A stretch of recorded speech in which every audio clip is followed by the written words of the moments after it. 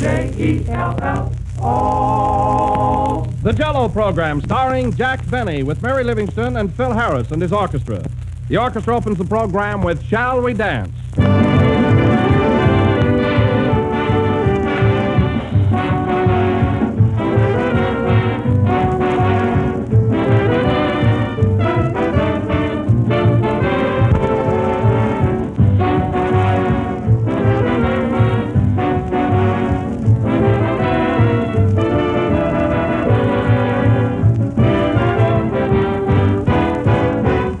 Whether it's a large dinner party or just a regular family meal, whatever the size of the gathering, everybody is sure to enjoy Jello for dessert. Jello is so festive and colorful that it graces the most formal party. And it's so easy to make, it's a pleasure to serve it often for family dinners. And the reason Jello is so popular can easily be explained. Jello has that extra rich fruit flavor that comes from true sun-ripened fruit, refreshing and truly delicious, whether you choose strawberry, raspberry, cherry, orange, lemon, or lime. But bear this in mind, that only in Jello do you get Jello's extra rich fruit flavor. So always get genuine Jello. Look for the big red letters on the box. They spell Jello.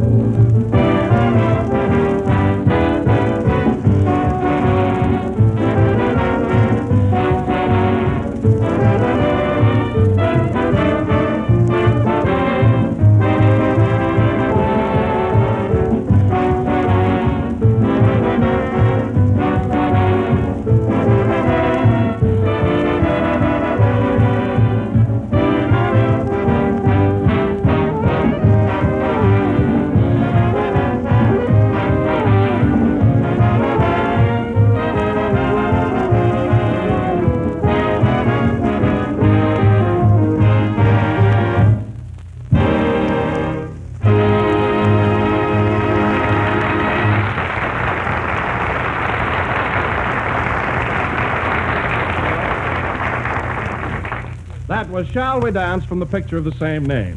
And now, ladies and gentlemen, Jack Benny.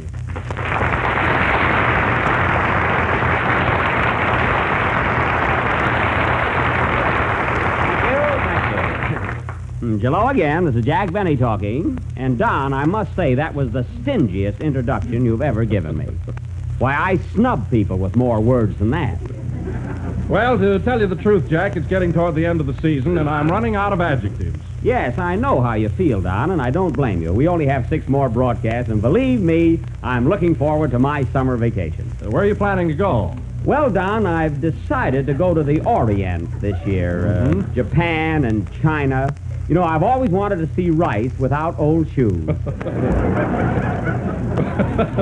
Well, that'll be a lovely trip, Jack, and you can make it in about 8 or 10 weeks. Yes. Say, Don, how much would a trip like that cost? I mean, including the boat fare and everything. Oh, you can do it easily for about $6,000 or $7,000. Not bad, is it? No. Not at all. About, you say about 6,000 or 7,000, huh? Yes, roughly, but it'll be worth every penny of it. Oh, no doubt. But look, Don, doesn't it get awfully hot in China this time of year? I mean, No, not at all. not even around stoves? Well, now, that's silly. Oh. Say, Jack, why don't you take a trip to Europe this summer? Have you ever been there? No, I would make a nice vacation. Of course, they don't grow rice there, but I'll bet you can... Say, Jack, why don't you take a trip to Europe this summer? Have you ever been there? No, I would make it. Have you ever been there? No, I haven't, Phil. See, a boat trip to Europe would make a nice vacation. Of course, they don't grow rice there, but I'll bet you can get it. Huh? That'd be ideal, Jack. It sure would. Say, Phil, does a trip like that, I mean, are the, well, is it, Oh, the whole thing wouldn't cost you more than $3,000 or $4,000. oh, including tips? You probably pick some up.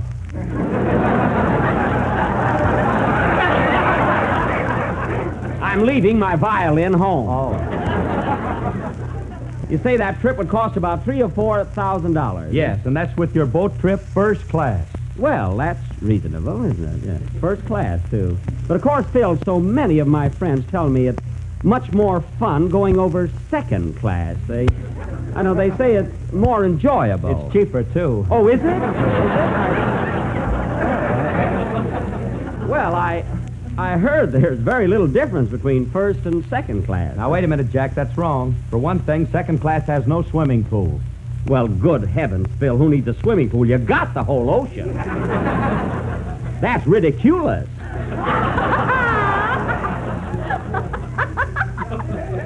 Heaven's sake. It's ridiculous. Hello, Jack. Hello, Mary. What are you laughing at? Nothing. I just want to get it over with. Oh, I see. What are you talking about? My vacation. You know, I was thinking of going to the Orient, but it's so hot there in July, and then Phil suggested Europe, but it's cold there. Gee, I don't know what to do. Or why don't you take a shower? That's hot and cold. It's a fine way to spend a vacation, taking a bath. Well, you want to change, don't you?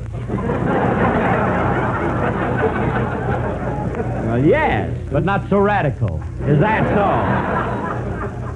Oh, hello, Kenny. Hello, Jack. Gee, you look all tired out. Well, why shouldn't I? I've just been all around the world. You were? How was the coronation? Oh, keep still. Gosh, I only ask a foolish question and you get mad. My error, Kenny. Just excuse me. Say, Jack, I just thought of something. You know, I know where you can go for a swell vacation. Where, Don? Santa Barbara. It's only 90 miles from here, and there's a beautiful hotel right on the ocean. Say, that's a thought.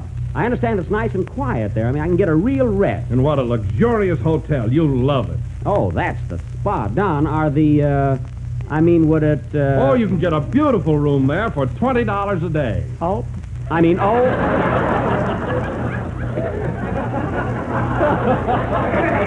Say, $20 a day. And that includes your meals. But, Don, I'm not hungry.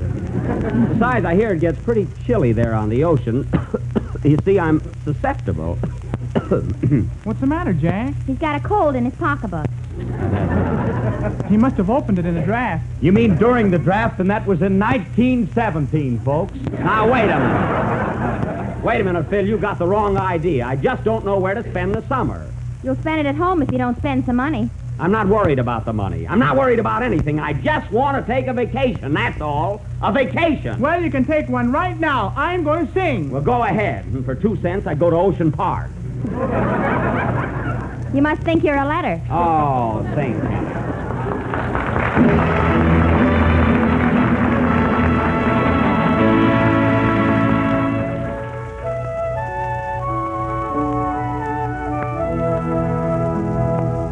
Lonely as the desert breeze, I may wander where I please, yet I keep on longing just to rest a while, where a sweetheart's tender eyes takes the place of land and skies, all the world forgotten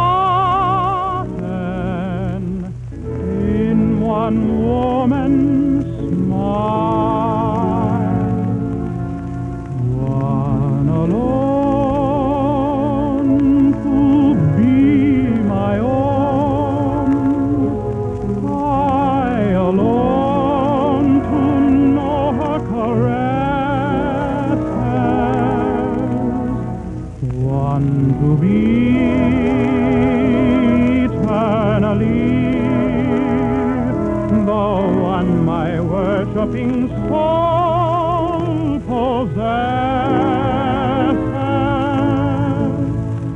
At her call, I'd give my all my life and all my love enduring. This would be a magic world to me. If she were mine alone.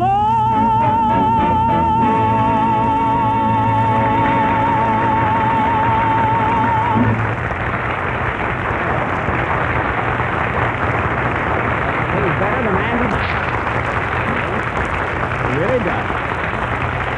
That was One Alone from the Desert Song, sung by Kenny Baker. And Kenny, that was very, very good. Very, very thanks. Isn't he silly, Mary? Very, very. And you will find the Jello is very, very tempting with its 6 delicious flavors: strawberry, raspberry, cherry, orange, lime, and lemon berry. Berry. How do you like that?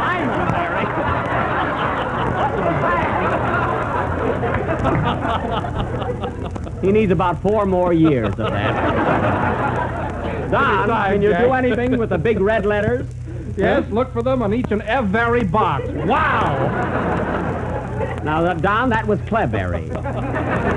And now, ladies and gentlemen, going from the very to the sublime, we are going to present as our feature attraction this evening the play which you have been waiting for. In fact, the one that you selected by an overwhelming majority of votes as your favorite. Our new version of Eugene O'Neill's Our Wilderness.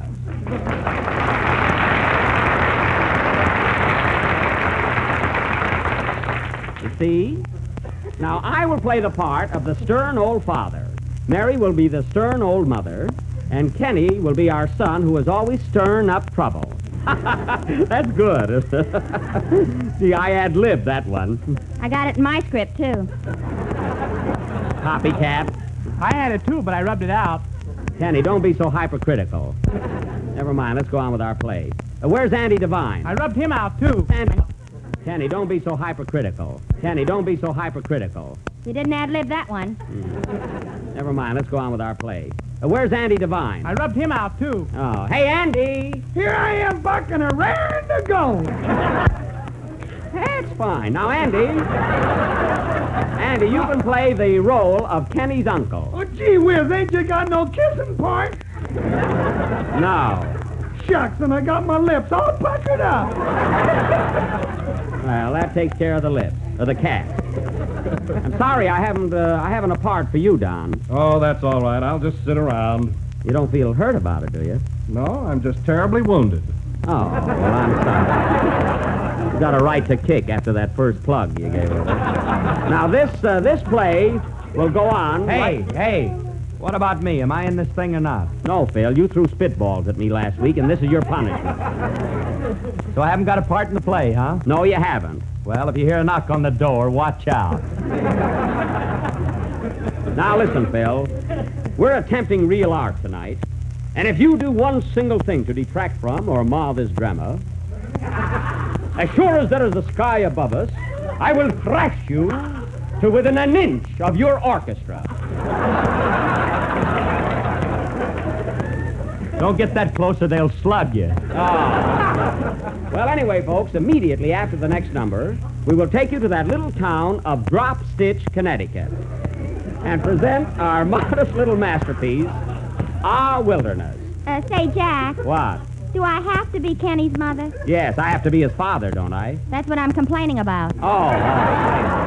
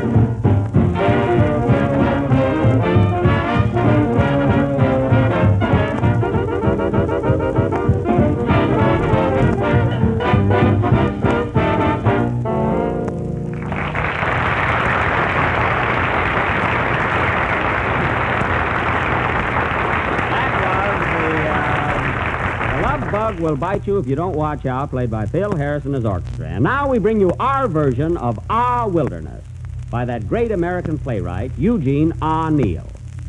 The locale is a small town in New England not far from Boston and not near from here, yet quite a ways from Portland, which is certainly close to Hoffa. That's the silliest thing I've said yet. And certainly got nothing. The opening scene is the home of our young hero, where we find his distracted parents waiting for their wayward son. Curtain. Music.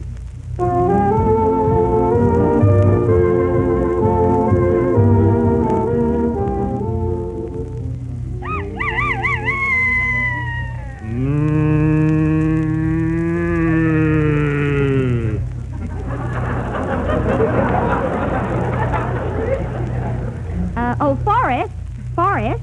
Yes, Teresa. Where's our son, Wilderness? He ain't home yet. Last night he got in late, too, and told me he was out playing pool. Was he? He must have been. He had red chalk on his lips. Wonder what time it is. Here it is, 17 minutes of 9. And that son of ours still gallivanting around. Well, don't worry, Pa. He's a good boy and smart, too. He got the biggest marks in school and stood at the head of the class. Where he got the marks, he had to stand. I tell you, Teresa, I don't know what this younger generation is coming to. On the way home tonight, I actually saw a young couple holding hands before it got dark. What's the matter with that? When I was young, boys never thought of doing the things they do today. That's why they didn't do them. I never thought of that. You know, Pa, I've been thinking. You really got to talk to Wilderness and tell him the facts of life. He's going on 29. When I was his age, I was wearing long pants. About time he had 'em pressed. Well, I guess you're right, Ma. That boy of ours ain't a child anymore. Has he got a shaving mug? Yep, but he never shaves it.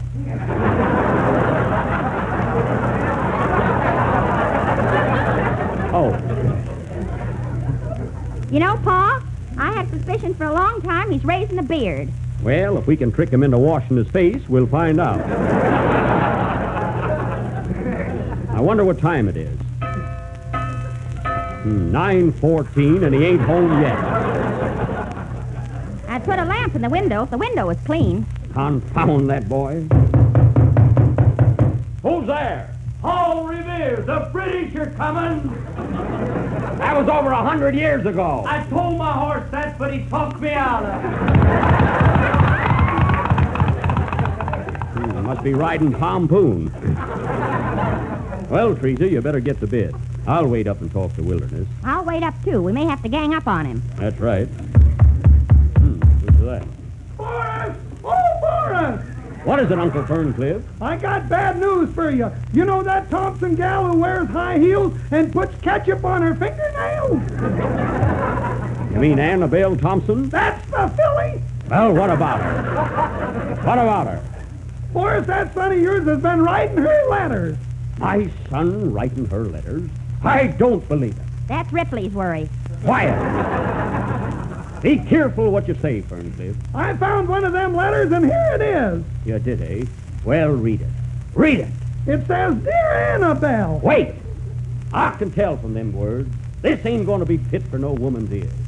Leave the room, Teresa. Give me that letter and you leave the room. Read on, Ferncliff. I've got to know.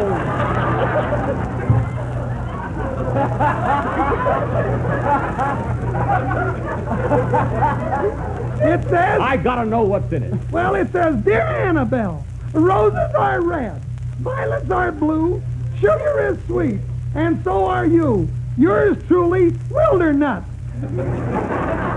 My son wrote that. Let me see that letter, Ferncliff. Here you be. I wouldn't have minded it so much except for those last 4 words. And so are you. That's a-going too far. Now, don't be too hasty, Forrest. Maybe he wasn't himself when he wrote it. He must have been. Every word is misspelled. Yeah. Yeah, he's only got one G in sugar.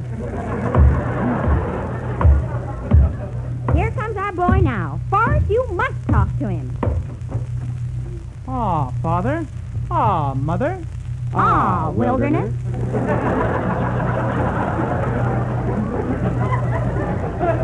That's the title of the play, folks. Shut up. Wilderness, do you realize what time it is? 9:36. Exactly. You had your mother all upset.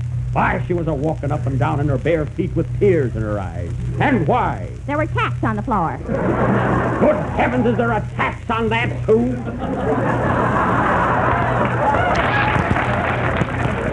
Yep, and it ain't amusement. Wilderness, Uncle Ferncliff found a love letter you wrote to Annabelle Thompson. What do you say to that? Oh, gingerbread. What's your language, son?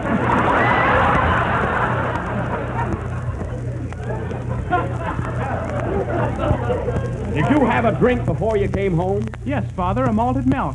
A malted milk, eh? Was there an egg in it? Well, I... Answer me, son! Was there an egg in it?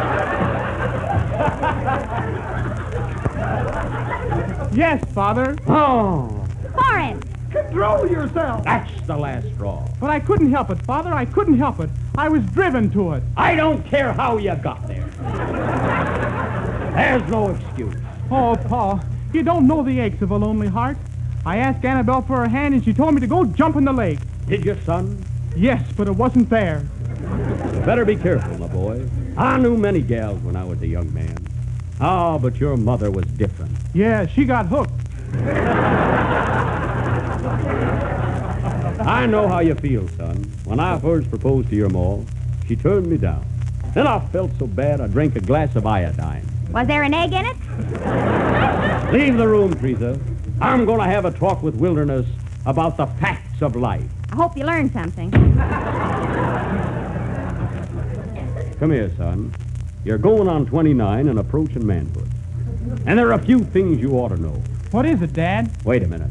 Ferncliff, lock the door, shut the window, and close the transom. Okay, shall I turn off the steam? That's my asthma. How did they shut that off? Now, first, Wilderness, I'm going to read you that letter you wrote to Annabelle Thompson. Oh, Dad. Dear Annabelle, roses are red, violets are blue, sugar is sweet, and so are you. Gosh, did I write that? It wasn't Eugene O'Neill. I'll handle this, Ferncliff. Ah, Wilderness, tell me, how would you feel if you got a letter like that? I don't know, Dad, but I can find out. How? I'm gonna sit right down and write myself a letter. Write yourself a letter, And son? make believe it came from you. Can't you hear me calling when the leaves are gently falling? I'm gonna say things oh so sweet. Yeah, man. That will knock me off my feet. Razzmatazz. With kisses at the bottom. Gee, I'm glad I got 'em. I'm gonna write and say I hope you're feeling Sophisticated better. lady. You're a fascinating baby. And close with love the way you do. And Jello, too. I'm gonna sit right down and write myself a letter. Pretty baby. And make believe it came from you. Shut!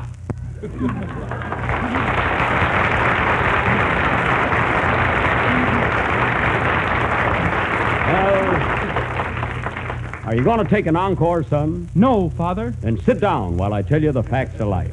Do you mind if I leave, Forrest? I heard him. You can go, Ferncliff. Wilderness, you listen to your pappy and stay away from gals like that Annabelle Thompson. She ain't fit for a nice boy like you. Goodbye. Your Uncle Ferncliff is right, Wilderness. She ain't your type. She'll do till my type comes along. Wilderness, you must forget that gal. I know it ain't going to be easy at first, but someday you're going to thank me. But I love her, Father. Oh, pshaw. There are plenty of other pebbles on the beach. Gee, how can you neck a pebble? Anyway, Father, I love Annabelle. And if I can't marry her, I don't want to live. I'll kiss myself. That's kill, you dope. calm down, son. Do you really feel that way about Annabelle? Yes, Father, I do. And you can't live without her? No, Pater. I ain't a-going to stand in the way. I may be wrong about Annabelle, but if she is the gal of your dreams, go to her, my boy. Go to her. But I fear it's too late. It's never too late. I'll fix it up for you, son. I'll call her on the telephone right now. What's her number, my boy? Spruce, tree. Did you hear that, operator? Well, get it. Don't worry, son. I'll arrange everything, and I ain't going to stand in the way of your happiness. Hello? Hello, is this Annabelle Thompson's house? Sure is. Hiya, Buck. Why, Uncle Ferncliff, what are you doing at Annabelle's house? She ain't your gal. I told her that, but she talked me out of it. Oh, blame.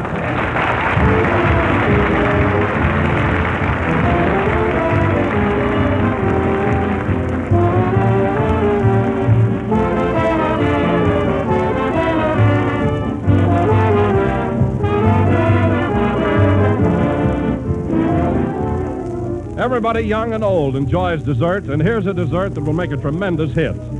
It's ice cream, rich, delicious ice cream made with Jello ice cream powder, and made more easily and more economically, too.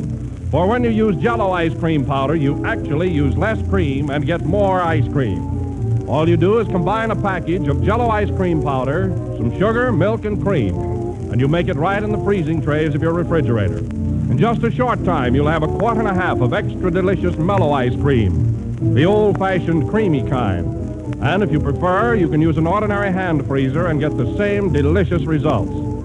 Jello ice cream powder comes in 5 luscious flavors. You'll like all of them. And Jello ice cream powder makes more ice cream than most other ice cream preparations you can buy. So tomorrow, ask your grocer for Jello ice cream powder.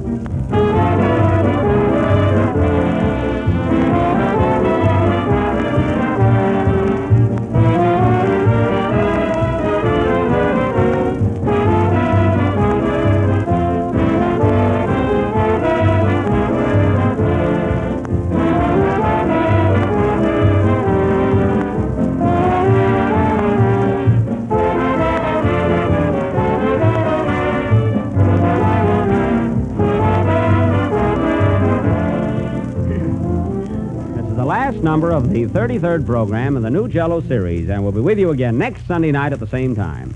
I hope you all liked our play, Our Wilderness. Jack, I must compliment you. You did a wonderful job of acting. You really surprised me. Well, Don, I really surprised myself. I hope some picture producers were listening in. If they were, they heard a remarkable performance. I didn't like it. Now, I knew you wouldn't, Phil. You're just jealous because you weren't in it. I was in it, and I'm not jealous. Well, Kenny, you gave a sterling performance. Is that so? I was as mediocre as you were. Well, never mind. Huh? Oh, Jack. What? A wire just came in from Eugene O'Neill. Oh, what does he say? Jack Benny, NBC Studio, Hollywood. Just heard your version of my play, All Wilderness. All me. Well, that's the last time I'll ever do one of his plays. That's in the wire, too. Good night, folks.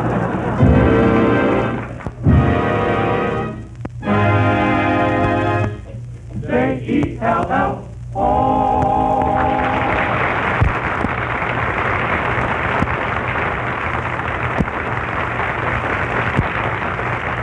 The Jello program comes to you from Hollywood over the Red Network of the National Broadcasting Company.